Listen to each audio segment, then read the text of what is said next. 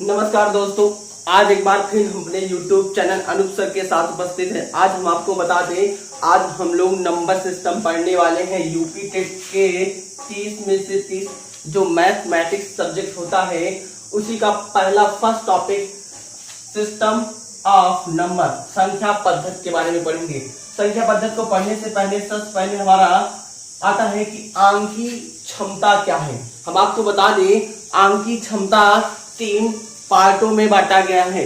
आंकी क्षमता 3 पार्टों में बांटा गया। पहला क्या है? इकाई का अंक, मोस्ट इंपॉर्टेंट है। ये क्या है?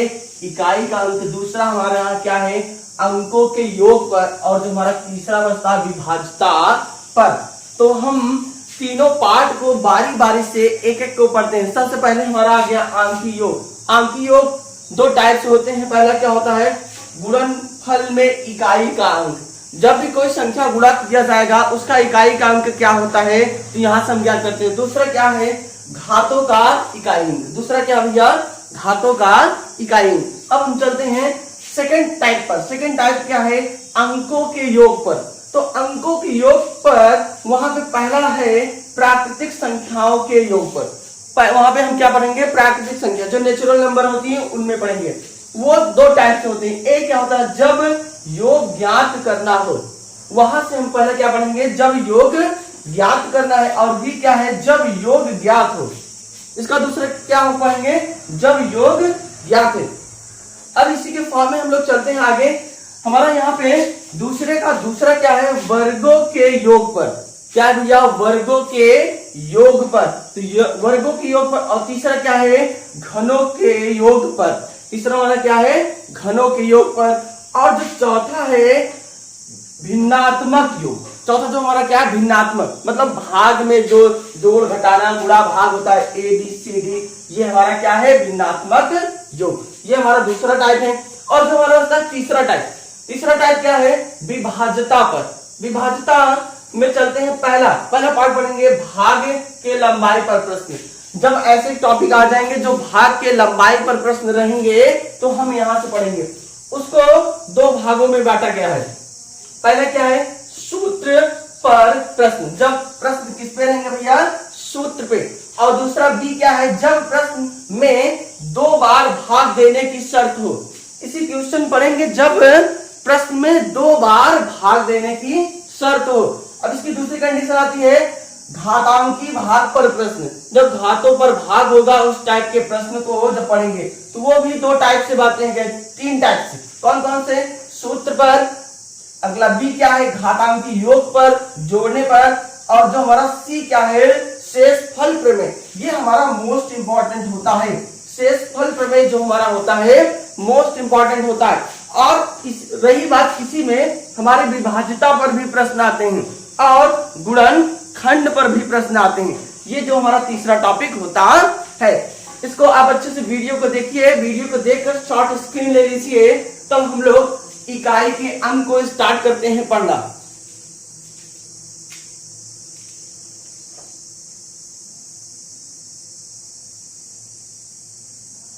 चलिए ठीक है, अब हम क्विज को मिटाते हैं। हम लोग स्टार्ट करते हैं पहला टॉपिक, इकाई का अंक। याद रखेंगे इकाई का अंक 2 टाइप में बांटा गया है। तो पहला इकाई का अंक है हमारा, फर्स्ट है गुणनफल। गुणनफल में इकाई का अंक। याद रखेंगे इस टाइप के सवाल यूपी टेस्ट, सुपर टेस्ट तथा रीट में आपको 2 या 3 नंबर के क्वेश्चन देके जाते हैं। आप इसको जरूरी है कैसे अच्छे से प्रिपेयर करके जाएं और एग्जाम हॉल में बैठे आसानी से देखकर सवाल को आसानी से आप कर ले। अब इस टाइप की क्या है? गुणनफल में इकाई का अंक। तो गुणनफल में इकाई का अंक, जैसे अगर अब इसको देखिए, समझते हैं कैसे। क्वेश्चन देखिए, जैसे कोई हमारा क्वेश्चन है कि जैसे 524 गुणे 711 गुणे 3115 में इकाई का अंक लिखेंगे इतने में के योगफल के इकाई का अंक ज्ञात कीजिए। इकाई का अंक ज्ञात कीजिए। जब इस टाइप के सवाल दे दे, अगर आपसे पूछ ले इकाई अंक का मान, तो आप एकदम आसानी से, एकदम बेहतरीन तरीके से कर ले जाएंगे। तो पहले आप संख्या को नोट कीजिए। संख्या हमारी क्या है? 524 गुणे 711 गुणे 3115। अब आपसे किसका मान पूछा है? इकाई का अंक। अब हम हर एक संख्या में इकाई का अंक देखते हैं। पहले हर एक संख्या में इकाई का अंक क्या है? यहाँ पे हमारा क्या है भैया? 4। अब अगली स्टेप में देखेंगे, यहाँ पे इकाई का अंक क्या है? यहाँ पे इकाई का अंक क्या है? 1। अब अगले स्टेप में आएंगे, यहाँ पे इकाई का अंक क्या है? 5। ठीक। अब यहाँ पे आपका क्या है? 4 है, यहाँ पर 1 है, यहाँ पे 5। 524 में इकाई आपकी क्या है?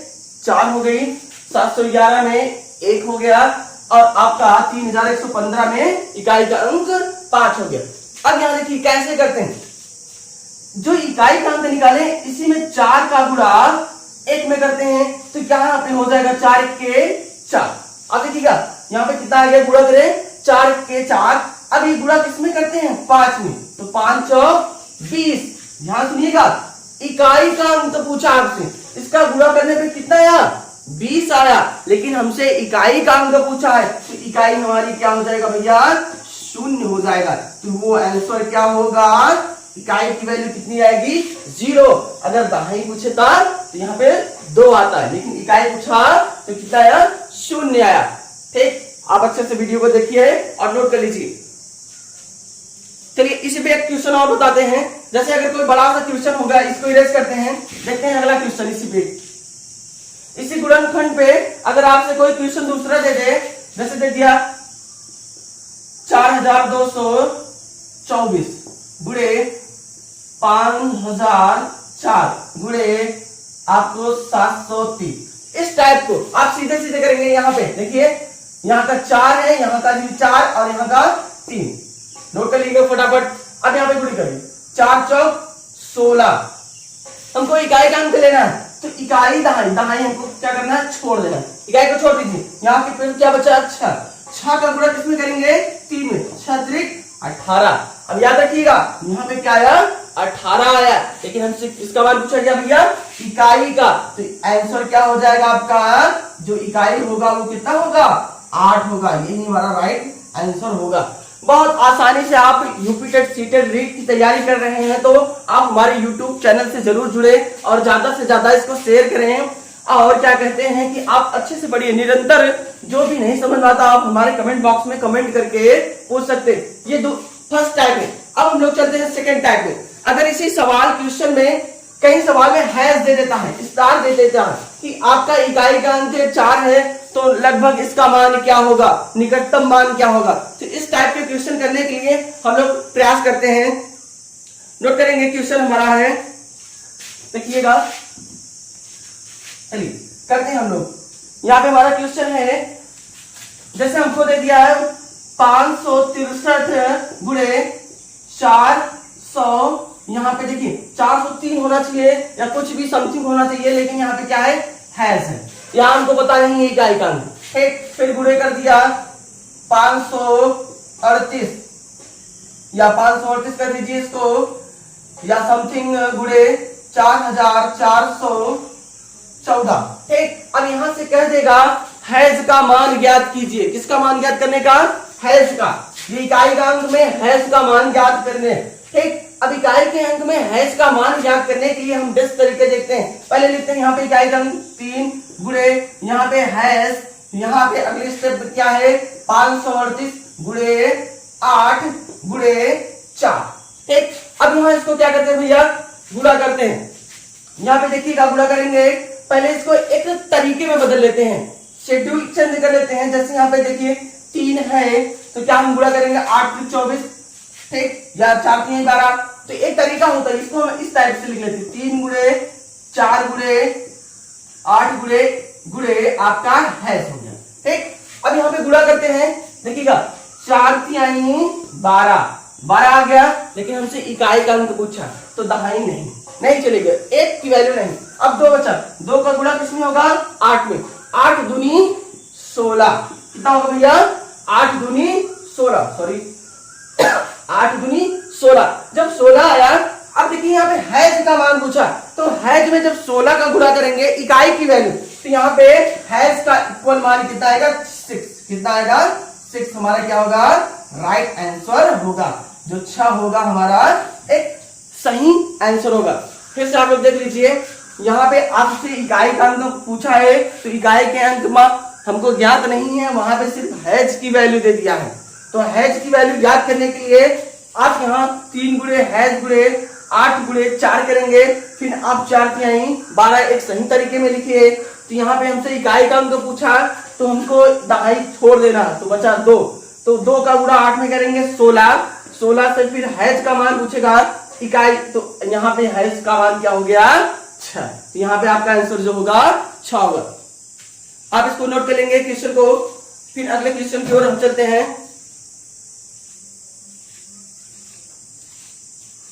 चलिए क्वेश्चन हमारा तीसरा है इसी टाइप की, ये एक टाइप का हो गया, इसमें हम दूसरे टाइप का पढ़े थे। एक पढ़े थे इकाई का मान और दूसरा पढ़े थी कि हैज का मान ज्ञात करना हो। अब हम लोग तीसरे टाइप का पढ़ते हैं। तीसरा टाइप है कि क्रमागत संख्या में अगर इकाई का अंक 0 आ जाए तो इकाई का मान 0 होता है। कह रहा कि दूसरा, आप तीसरा देखेंगे, ध्यान देखिएगा, बहुत इंपॉर्टेंट है। जो तीसरा क्या है, क्रमागत संख्या में अगर इकाई का अंक 0 आ जाए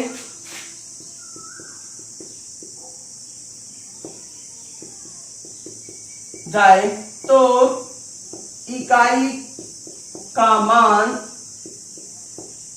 0 होगा। नोट कर लेंगे क्या होगा, 0 होगा। हम आपको बता दें, अगर क्रमागत संख्या का मान पूछ लेगा तो वहां पे अगर इकाई का अंक 0 आएगा तो वहां पे पूरी वैल्यू 0 ही आएगी। कैसे आएगी हम लोग चेक करते हैं, इसको तरीके से करते हैं कि कैसे आएगा यहाँ पे 0। चलिए देखिएगा ध्यान से, इसको हम लोग समझते हैं। क्रमागत संख्या, क्रमागत संख्या क्या होती है, देखिए यहां से 1 गुणे 2 गुणे 3 गुणे 4 गुणे 5 गुणे 6 7 डॉट डॉट डॉट डॉट आपके यहां ले लीजिए 88। क्या ले लेंगे 88 गुणन के संख्या का योग के गुणनफल, का योग के गुणनफल। अब देखिए, अब यहां से देखिए वही रूल करते हैं इकाई वाला। यहां से करेंगे 1 दुक्के 2 हो गया, यहाँ पे 3 दूनी 6 हो गया, क्या गया 6 चौके 24। तो 24 में भैया क्या बचेगा 4, 4 पंचे 20। अब देखिएगा 20 आ गया। अब यहां से हमको इकाई का अंक क्या मिल गया 0, लेकिन दहाई का अंक क्या है 2। दहाई का हमको पूछा नहीं है, इकाई का अंक पूछा हमसे। अब यहाँ पे 0 आ गया, इकाई वैल्यू हमारी क्या आ गई 0। सिर्फ अब देखिए 0 का गुणा हम 7 में करेंगे तो यहाँ की पूरी वैल्यू क्या होगी 0 आएगी। 8 में करेंगे 0। जब किसी भी संख्या में अगर 0 का गुणा किया जाता है तो वो पूरी वैल्यू क्या होती है भैया 0 होती है। तो अगर आपसे कोई पूछे क्रमागत संख्या में अगर इकाई का अंक 0 है तो इकाई की वैल्यू क्या होगी, तो वहां आप बताएंगे इकाई की वैल्यू 0 होगी।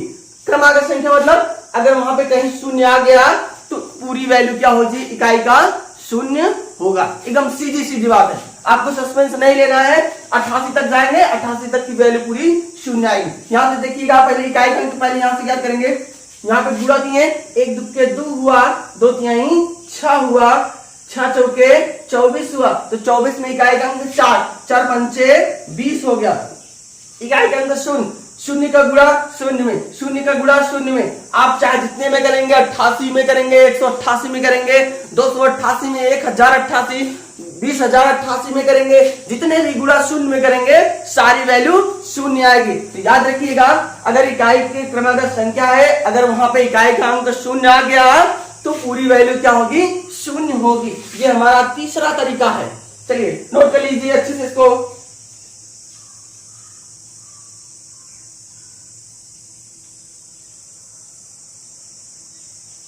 चलिए नोट करते हैं, अगला पॉइंट इसको इरेज कर देते हैं, मिटा देते हैं। अब यहाँ पे हम लोग नोट पॉइंट लिखेंगे समस्त विषम संख्याओं के गुणनफल में इकाई का अंक 5 होता है। नोट में लिखेंगे समस्त, लिखेंगे भैया क्या, समस्त, लिखेंगे नोट पॉइंट पे, ये इंपॉर्टेंट है, लिखेंगे समस्त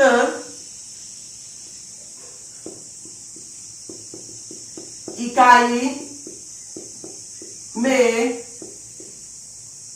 में संख्या, इकाई में विषम संख्या के गुणनफल का योग 5 होता है। याद रखेंगे, अगर कोई आपका विषम संख्या होगी तो वहां पे इकाई का अंक जो योग करेंगे या गुणा करेंगे तो उसका मान कितना आएगा, 5 आएगा। तो 5 आने के लिए हम लोग तरीका देखते हैं कि कैसे 5 आता है। ये क्या ये रूल फॉलो करता है कि नहीं फॉलो करता है। कह रहा है कि समस्त विषम संख्या है उसके इकाई का अंक वैल्यू क्या आएगी, 5 आएगी। तो 5 आने के लिए हम लोग यहाँ पे ट्राई करते हैं कि कैसे आता है। अब हम लोग इसको देखते हैं।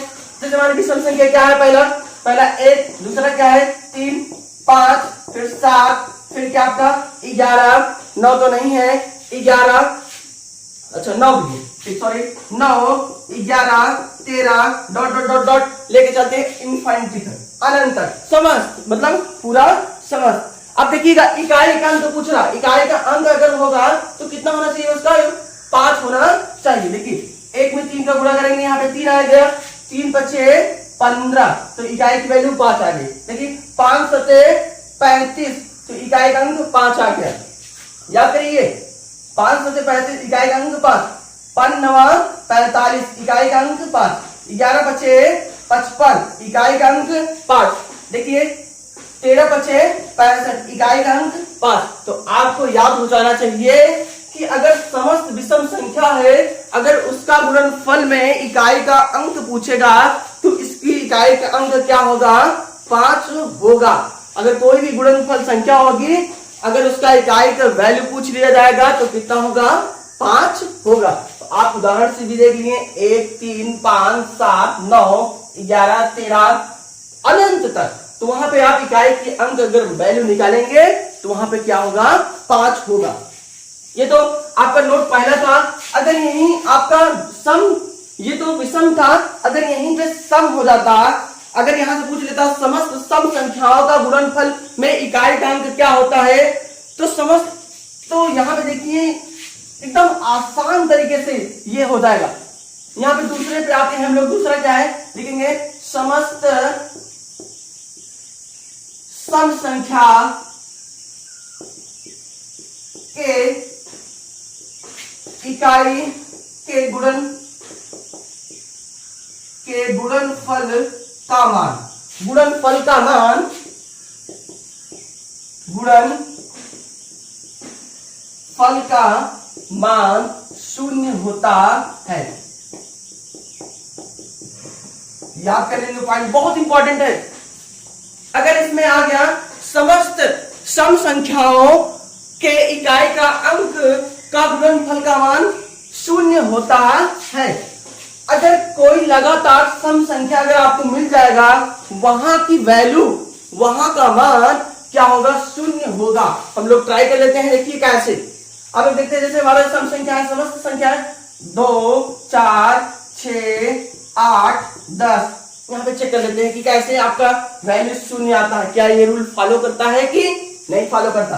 अब यहाँ पे गुणा करेंगे, 4 दूनी 8 हो गया। यहाँ पे देखिए 8 किए, अब 8 छंग 48, यहाँ की वैल्यू 8, 8 छाई 64, यहाँ की इकाई का अंक 4। अब 4 में जैसे 0 का गुणा करेंगे, 4 में जैसे 0 का गुणा करेंगे तो वैल्यू क्या आ जाएगी, 0। अब यहां से अगर किसी भी संख्या में, किसी भी सम संख्या में, अब भाई 10 के बाद 12, 12 मतलब 2 का जब हम 0 से गुणा करेंगे तब भी 0, 4 से गुणा करेंगे तब भी शून्य, लगातार।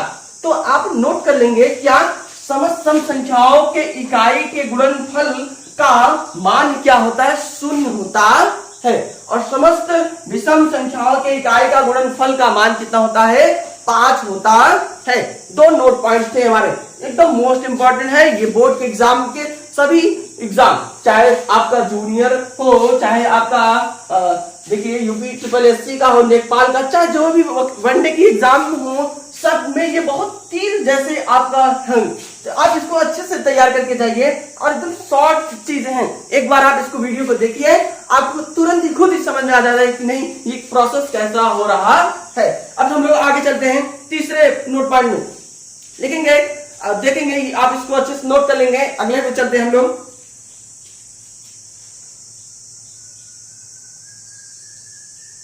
चलिए नोट हो गया। अगला है क्या, समस्त अभाज्य संख्याओं, यहां देखिए सम संख्या था और अभाज्य संख्या, समस्त अभाज्य संख्याओं के इकाई का अंक शून्य होता है। जो समस्त अभाज्य संख्या होते हैं उनके भी इकाई का अंक क्या होता है, शून्य होता है। चलिए ट्राई करते हैं कि कैसे।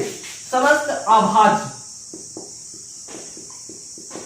अभाज्य संख्या के इकाई के गुणनफल के मान शून्य होते हैं। नोट कर लेंगे अच्छे से, नहीं दिख रहा तो यहां पे नोट करेंगे।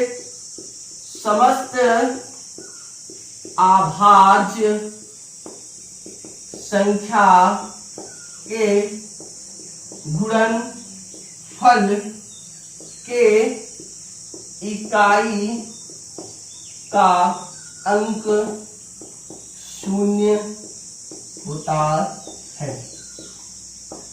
याद रख लीजिए, जो समस्त आपका अभाज्य संख्या के गुणनफल के इकाई का अंक क्या होता है, शून्य होता है। अब यहां से क्या रहा है कि जो अभाज्य संख्या, हम आपको बता देना चाहते हैं अभाज्य संख्या किसे कहते हैं। अभाज्य संख्या मतलब ऐसी संख्या जो एक से कटे और स्वयं से कटे, मतलब जिसके 2 गुणनखंड हो उसे अभाज्य संख्या कहते हैं। अभाज्य संख्या मतलब क्या होते हैं भैया, जिसके केवल 2 गुणनखंड हो, एक पहली संख्या और दूसरी क्या होगी, स्वयं, दूसरी क्या होगी, स्वयं। तो वो क्या कहलाते हैं, अभाज्य संख्या। और भाज्य संख्या क्या कहलाते हैं, जिसके लमसम 3 गुणनखंड हो, जिसके लमसम 3 गुणनखंड हो, वो भाज्य संख्याएं कहलाती हैं। क्या कहलाती हैं, भाज्य संख्याएं कहलाती हैं। तो इसको हम पहले चेक कर लेते हैं कौन सा भाज्य है कौन सा अभाज्य है, आपको ज्ञात करने का। जैसे हमारा एक है, इसको छोड़िए, ये ठीक, ये ना भाज्य में आता है ना अभाज्य में, ठीक। अब देखिए 2 का गुणनखंड 1 गुणे 2, तो ये पता चल गया। हमने आपको भी बताया कि जिसके सिर्फ 2 गुणनखंड हो वो अभाज्य संख्या, ठीक। तो सबसे छोटी अभाज्य संख्या अगर पूछा जाएगा तो क्या बताएंगे, 2, ठीक, क्योंकि सबसे छोटी। अब देखिए 3 देखिएगा, ये 1 और 3, ठीक। दूसरा, अब यहाँ पे 4 देखिए, 4 है क्या, 1 2 और आप किससे कटेगा, 4 से कटेगा, ठीक।